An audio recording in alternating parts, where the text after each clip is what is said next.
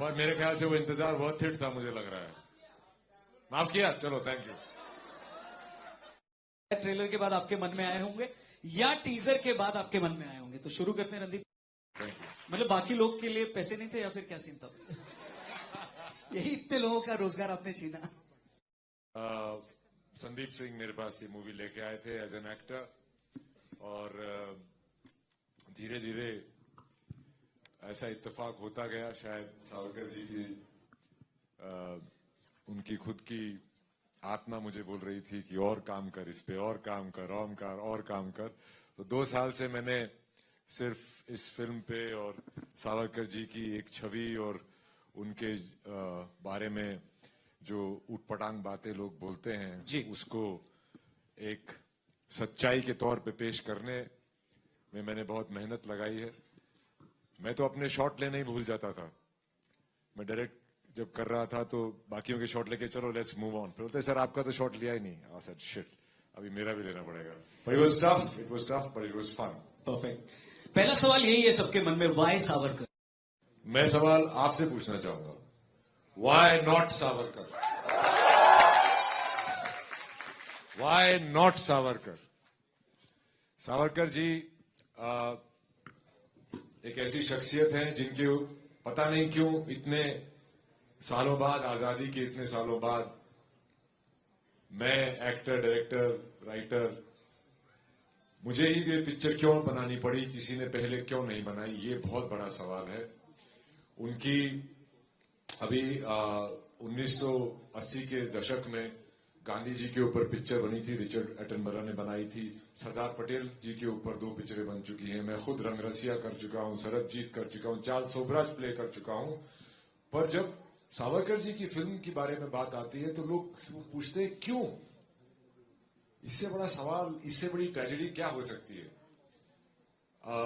फिल्में एक ऐसे जरिया होती है जिससे लोगों को इन्फ्लुएंस किया जा सकता है, और कुछ शक्तियां थीं आजादी से पहले अंग्रेज और आजादी के बाद कुछ और शक्तियां थीं जिन्होंने उनकी कहानी, उनका बलिदान, उनका त्याग, उनका कंट्रीब्यूशन बाहर उभर के नहीं आने दिया। पर समय आ गया है सबको बताने का, सबको दिखाने का कि सावरकर जी का इन्फ्लुएंस, उनका कंट्रीब्यूशन, उनका महत्व इस देश के लिए क्या है। इसी से जुड़ा एक सवाल आएगा कि सावरकर क्या? सावरकर वीर थे, ब्रेव थे। सावरकर जी कावर्ड नहीं थे, कायर नहीं थे।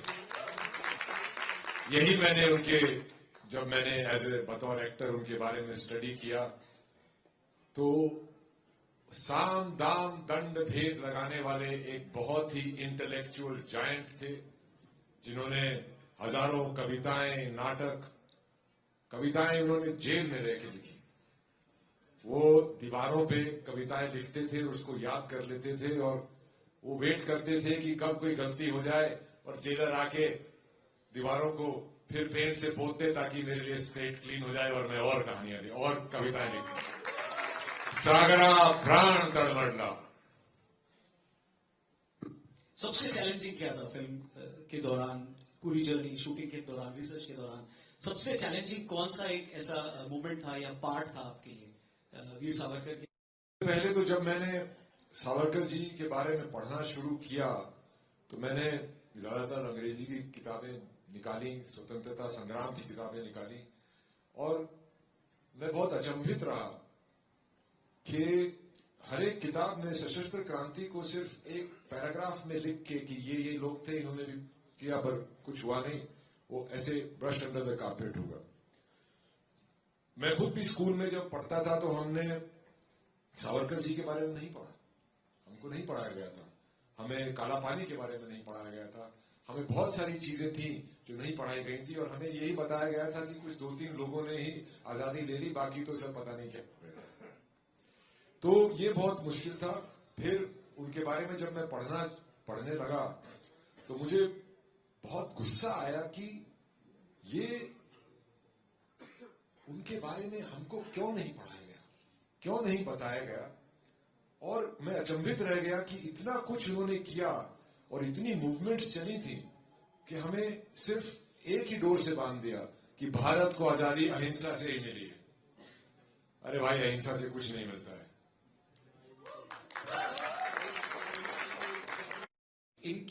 इनके बारे में, वीर सावरकर के बारे में जब भी चर्चा होती है तो उससे कंट्रोवर्सी जुड़ी होती है और उनसे उनकी आइडियोलॉजी को जोड़ के देखा जाता है। So how did you prepare yourself? जी बिल्कुल करता हूं। उनके सवाल क्या था एग्जैक्टली आपका यार?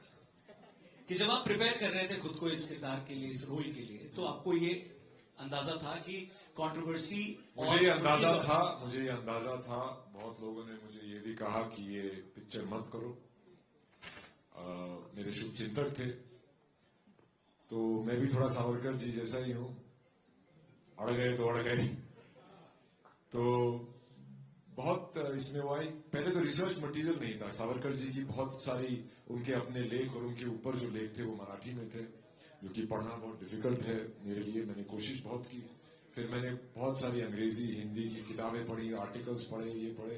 तो मुझे बहुत डीप रिसर्च करना पड़ा। वो ऊपर से मुझे नहीं मिला जो आप विकिपीडिया पेज पे जाके एकदम से देख लेते हैं, वो सब नहीं था। वो क्यों नहीं था? वो काफी अब ठीक हो रहा है, काफी सारी उनके ऊपर किताबें आ रही हैं।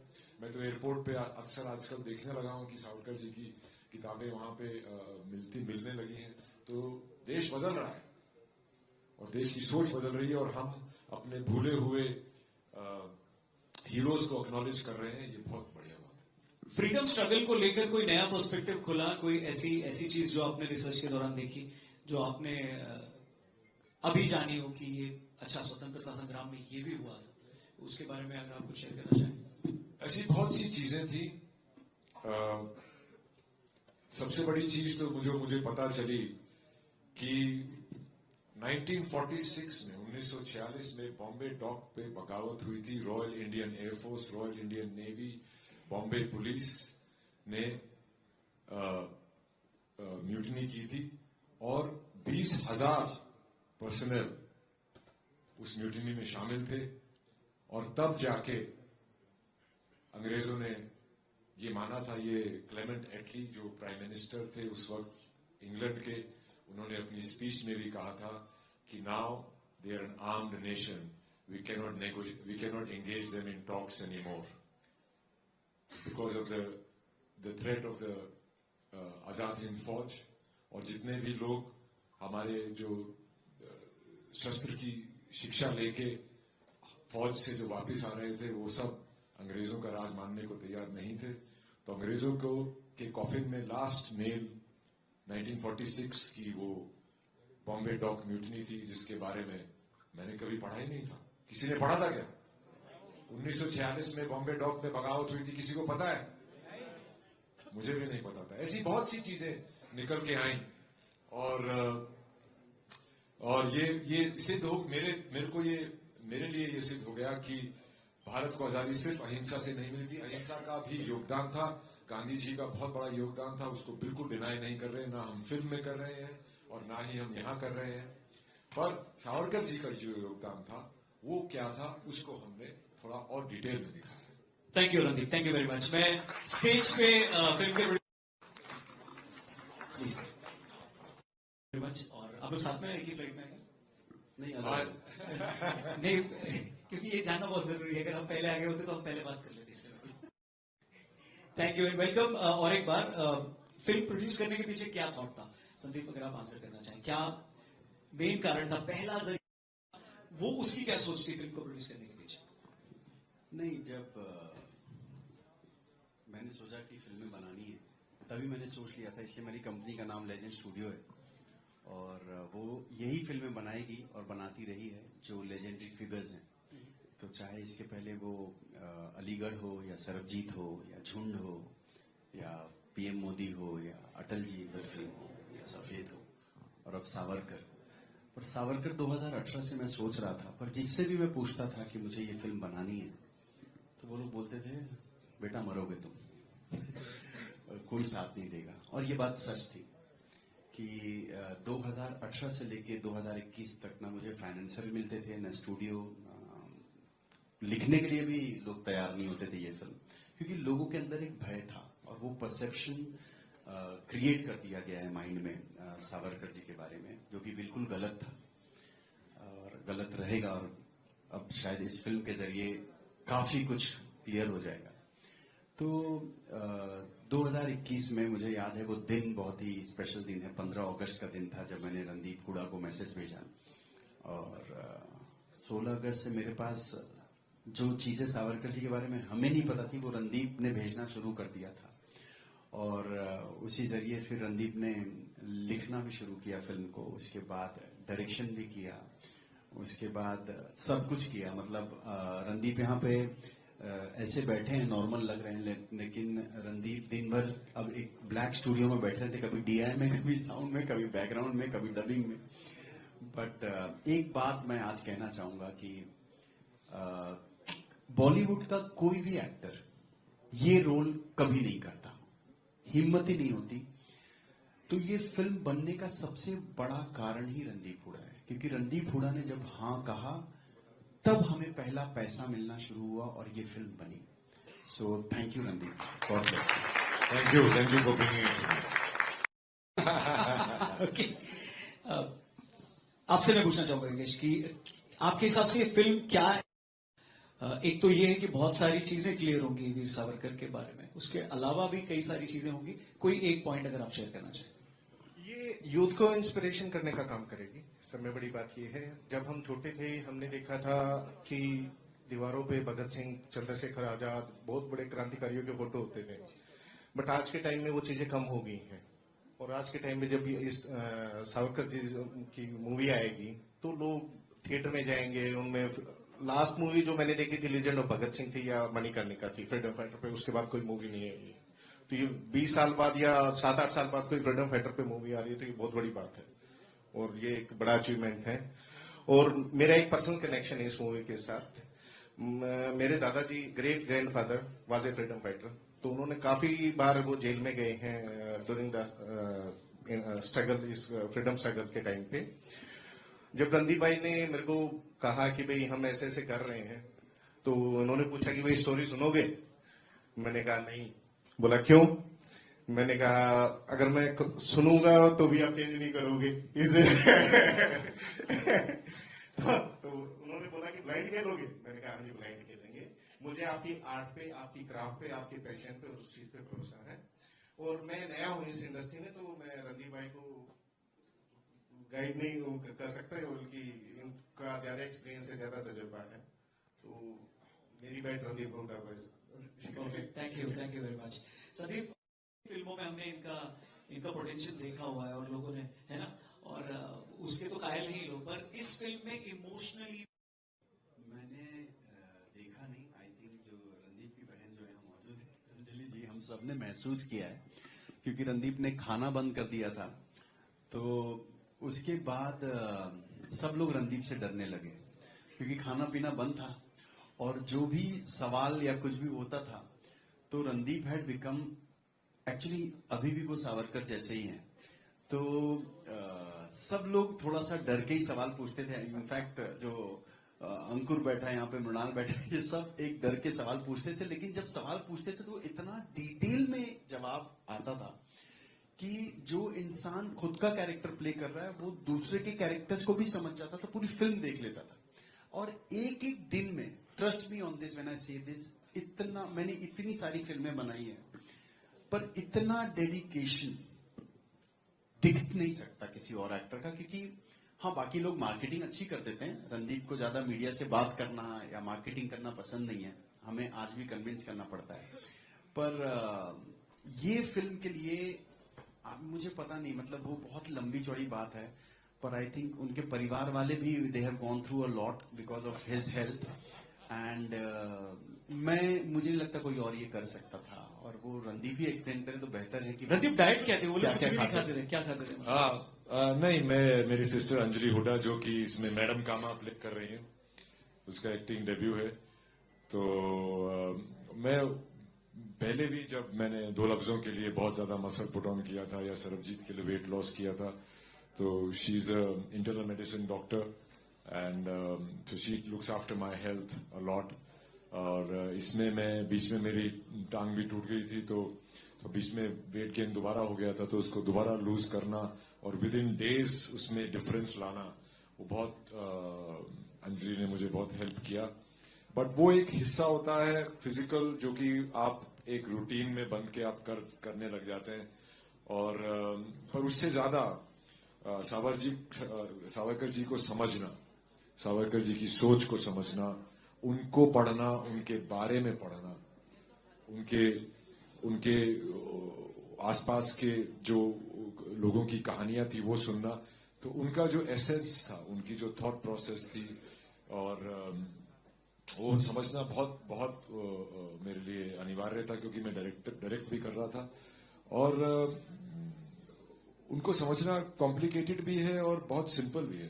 तो इट वाज थिंग, बिकॉज जैसे अगर उनकी हिंदुत्व की बात की जाए तो उन्होंने एक डेफिनेशन दी थी कि हमारी हिंदुस्तान की एक पॉलिटिकल आइडियोलॉजी होनी चाहिए स्वतंत्रता के अगेंस्ट उस वक्त, जिसका नाम उन्होंने दिया था हिंदुत्व, जिसमें उन्होंने बोला था कि किसी को हिंदुत्व शुरू में इतना समझ में नहीं आया तो उन्हें समझाना पड़ा कि हिंदू कौन है। तो सिंधु नदी से सिंधु सागर तक, इसमें विशाल देश में जो भी लोग रहते हैं, जो इसको अपनी पितृभूमि मतलब अपने पूर्वजों की जमीन मानते हैं, मातृभूमि मतलब यहाँ की संस्कृति, त्योहार, खान पान, वेशभूषा को अपना मानते हैं, वो हिंदू है। जो हिंद से प्यार करे वो हिंदू है। तो इसके उस वक्त उन्होंने, क्योंकि उस वक्त एक पैन इस्लामिक इन्वेजन का एक डर, जिसमें तो वो सोचते थे कि अगर जिहाद के नाम पे हमला हुआ तो ज्यादातर अंग्रेजी फौज में नॉर्थ वेस्ट फ्रंटियर प्रोविंस में मुस्लिम सोल्जर्स थे, तो उनको ये डाउट हुआ था कि ये देश के लिए लड़ेंगे या धर्म के लिए। तो उन्होंने इसीलिए लास्ट में एक क्लॉज डाला था कि ये उसकी पुण्य भूमि भी होगी। जो इस देश को सब चीजों से ऊपर मानता है, धर्म से ऊपर मानता है, और इस देश के लिए उसको प्रेम है, वो हिंदू है, चाहे वो किसी भी धर्म, किसी भी जात, किसी भी समाज का हो। Thank you. नहीं, जब मैं रोल एक्सेप्ट करता हूं तब मुझे नहीं पता होता। जब मैं तस्वीरें वगैरह देखता हूं और क्या क्या गुजरा, तब मुझे रियलाइज होता है कि क्या करना क्योंकि पड़ेगा। प्रोड्यूसर सब क्लियर है कि ऐसी बॉडी तो ही बना लेगा भाई, ये आदमी नहीं खा पी रहा है। नहीं, मेरे को अभी मना किया है और मत करना भाई। Okay guys, floor is open. अगर आपके कोई, देखिए, ये फिल्म तो मैंने लिखी है, डायरेक्ट की है, एक्टिंग की है, प्रोड्यूस भी की है, तो ये तो मैंने अपनी सावरकर जी की श्रद्धा के लिए की है। और ये बात सच है कि कांग्रेस के किसी भी मेंबर को काला पानी की सजा कभी नहीं हुई। वो क्यों नहीं हुई, ये बात हम सबको सोचनी चाहिए।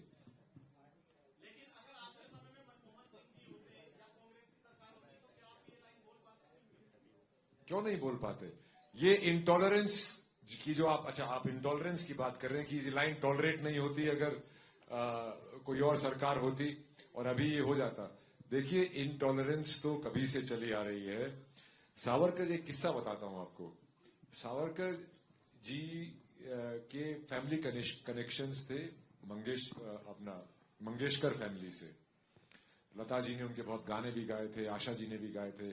और तो लता जी और उनके सावरकर, लता जी के पिताजी और उनका बहुत याराना था, उनके लिए नाटक लिखते थे। तो उनके बेटे Hridaynath Mangeshkar ji all India radio में काम करते थे। तो उन्होंने सावरकर जी की कुछ कविताओं को, जैसे सागरा प्राण तड़मडला, जयस्तुते वगैरह को गानों में कन्वर्ट किया, जिसको लता दी ने गाया। और उन्होंने जब वो ऑल इंडिया रेडियो में पेश किया तो उन्हें नौकरी से निकाल दिया कि उनकी जरूरत कैसे हुई ये करने की। तो अब आप अंदाजा लगा सकते हैं उससे क्या होगा और क्या नहीं होता। और एक और इंटॉलरेंस की अगर बात करें, आप किसी को पता नहीं है कि नारायण राव सावरकर, डॉक्टर नारायण राव सावरकर, जो सावरकर जी के छोटे भाई थे, उनको मॉब लिंचिंग में मार दिया गया था गांधी जी की हत्या होने के बाद। 8000 ब्राह्मण को महाराष्ट्र में मैसेकर कर दिया गया था, जिनमें से वो खुद थे। तो आप किसी और स्वतंत्रता सेनानी के बारे में जानते हैं जिनके भाई के साथ ऐसा हुआ और किसी ने कुछ नहीं बोला, कोई नहीं बोला, ना आप लोगों को बताया गया कि उनके साथ ऐसा हुआ? तो ये तो वक्त वक्त की बात होती है। हिंसा का भी उसमें आर्म्ड रेवोल्यूशन, देखिए हिंसा अपने आप में एक अलग लफ्ज है और किसी आर्म्ड रेवोल्यूशन एक अलग लफ्ज है।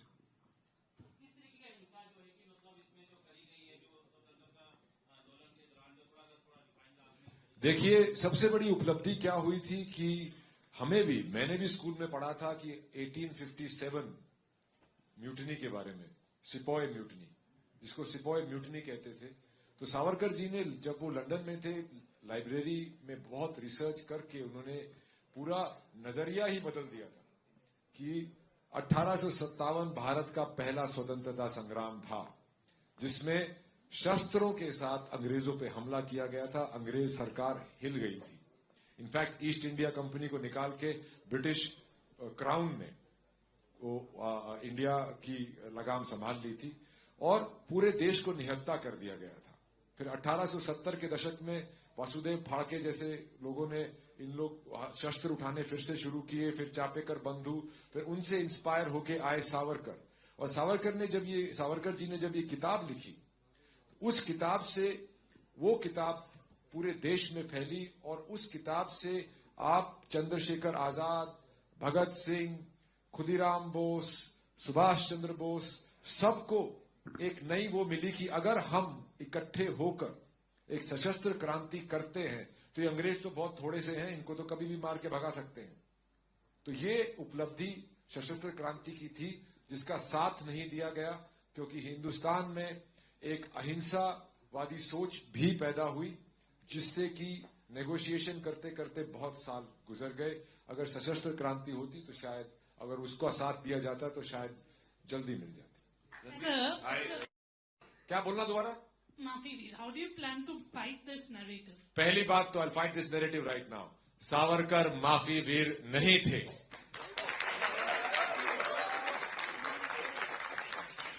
उस वक्त अरे आप में से कोर्ट गए होंगे, ये स्टूडेंट लोग तो बहुत जाते हैं।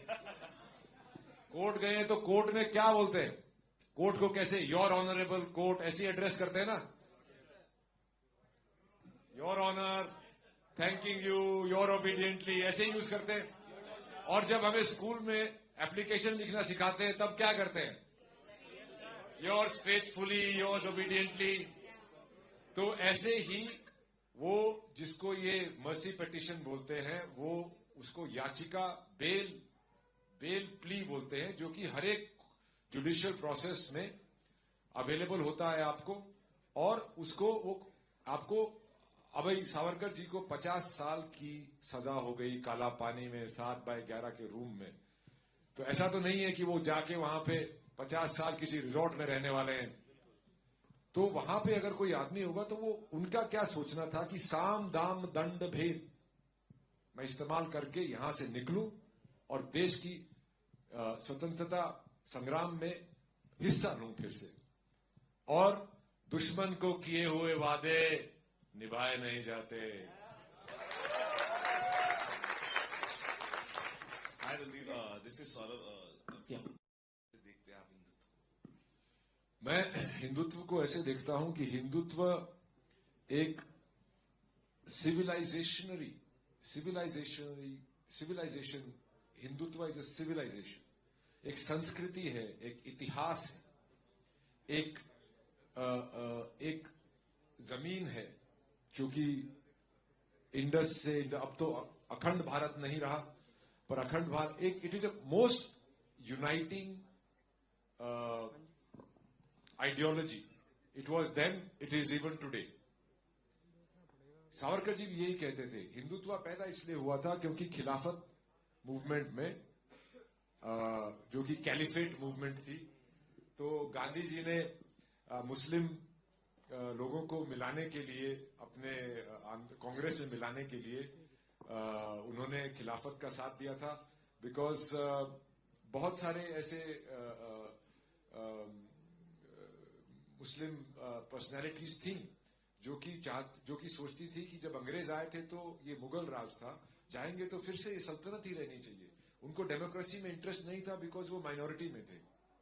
तो उनको जब स्पेशल इलेक्टोरेट दी गई, ज्यादा उनको सीट्स दी गई, तब उसके रिटेलिएशन में सावरकर जी ने ये हिंदुत्व लिखा था। और उनका यही कहना था कि इस देश में चाहे आप किसी भी धर्म जात जाति के हों, आप सबके सेम राइट्स होने चाहिए, किसी को स्पेशल राइट्स नहीं मिलने चाहिए। और आज भी हिंदुत्व वही है। Randeep Simmi Dhawan ma'am just a second, Gandhi ji और सावरकर जी दोनों ही भारत के लिए डिग्निटी और स्वतंत्रता चाहते थे। दोनों ही अखंड भारत चाहते थे। दोनों के केवल नजरिए, उस अप्रोच अलग थी। गांधी जी अहिंसा में विश्वास रखते थे और सावरकर जी हिंसा से स्वतंत्रता लेने में विश्वास रखते थे। ये सबसे बड़े दो डिफरेंसेस थे। सावरकर जी मेरे ख्याल से ज्यादा प्रोग्रेसिव थे। सावरकर जी ने एक्चुअली पहला पतित पावन मंदिर, जो कि गांधी जी का गाना है, पूरा पहला मंदिर और बहुत सारे ऐसे मंदिर सावरकर जी ने ही बनाए थे। सावरकर जी हिंदू सोसाइटी को जात पात में बांटने के पक्ष में नहीं थे, पर गांधी जी वर्ण व्यवस्था को सही मानते थे कि हमारी संस्कृति का हिस्सा, इसके साथ छेड़छाड़ नहीं करनी चाहिए। सावरकर जी अंतरजातीय विवाह में विश्वास रखते थे। सावरकर जी सामूहिक खाने में विश्वास रखते थे। सावरकर जी छुआछूत से बहुत हेट करते थे। गांधी जी उसको एक्सेप्ट करते थे। अभी कौन सही था कौन गलत, ये तो वक्त बताएगा और बता भी रहा है। ऐसे ही काफी सारे उनमें डिफरेंसेस। सावरकर जी बहुत साइंटिफिक आदमी थे। ये जो आप पिक्चरों में देखते हो, ये निर्देशक, निर्माता, ये सब सावरकर जी ने दिए थे। ये सब सावरकर जी की देन है फिल्मों में। गांधी जी फिल्मों को हेट करते थे। सावरकर जी को लगा अगर ये मीडियम मेरे पास उस वक्त होता तो मैं क्रांति की आग लगा देता। To the people who are saying it's propaganda film, I want to say it's anti-propaganda film. क्योंकि जो प्रोपेगेंडा कुछ पक्षों ने चला रखा है इतने सालों से सावरकर जी के अगेंस्ट, उस प्रोपेगेंडा को हम इस पिक्चर से तोड़ेंगे। हेलो रणदीप। और ये पिक्चर पिछले 15 अगस्त को रिलीज होने वाली थी, फिर ये 26 जनवरी को रिलीज होने वाली थी। इत्तफाकन ऐसा हुआ, जैसा कि फिल्मों में अक्सर होता है, चीजें आपके कंट्रोल के बाहर होती हैं, तो ये 22 मार्च को आ रही है। और शायद जो होता है अच्छा होता है। रणदीप, हम एक्सपेक्ट कर सकते हैं जैसे आपने वीर सावरकर जी की मैं एक्सपेक्ट कर सकती हूँ कि आने वाले समय में जैसे सुभाष चंद्र बोस जी की लाइफ को एक कहते हैं कि मिस्ट्री रह गई, उनकी डेथ लाइफ, इसके बारे में भी आप कोई नेक्स्ट प्रोजेक्ट लेकर आएंगे? देखिए आगे क्या होगा जिंदगी में, ना मुझे पता है ना तुम्हें डालें। ये क्वेश्चन आई थिंक संदीप को पूछना एक दिन में चल रहा है। लेजेंड स्टूडियोज को पूछना चाहिए।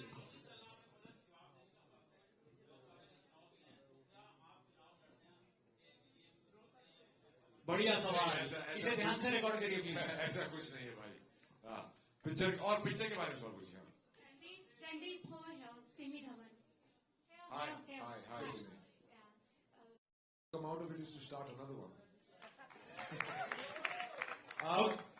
It takes a long time to kind of filter in and filter out. That's why my projects are spaced out, and my family keeps telling me that you should do more movies so you make more money. But I think I would rather do each movie well that it lasts beyond my lifetime. Last question, एक सवाल। ऐसी बहुत सी किताबें हैं, सावरकर जी की खुद की किताबें हैं। हिंदुत्व, जो कि अंग्रेजी में भी अवेलेबल है, हिंदी में भी अवेलेबल है।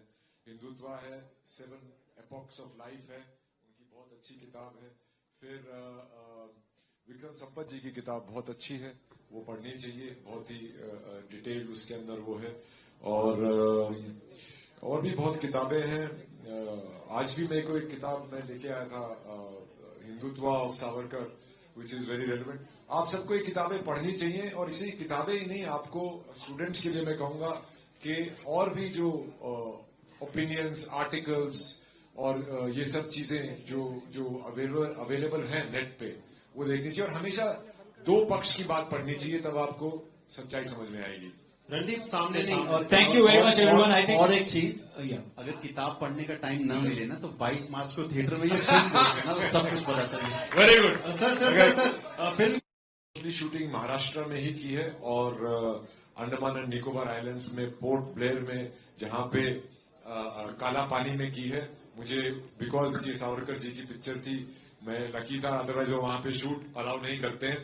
इस पिक्चर का ये जो लुक है वो एक तो मेरे सिनेमाटोग्राफर अरविंद कृष्णा बहुत ही एक्सेप्शनल सिनेमाटोग्राफर है, फिर मैं production designer Nilesh Wagh, my costume designer Sachin Lavlekar, my CG VFX team from White Apple and all these characters जो कि आपको एंड में दिखते हैं, जो बिल्कुल असली कैरेक्टर जैसे लग रहे हैं, वो मेरी मेकअप डिजाइनर रेणुका पिल्लई की देन है। और सो पूरी टीम ने मिला के and my assistants and my other crew, बहुत सारे लोगों ने दिन रात मेहनत करके और मुझे झेल के ये पिक्चर को इस मुकाम तक लेके आए। Thank you very much.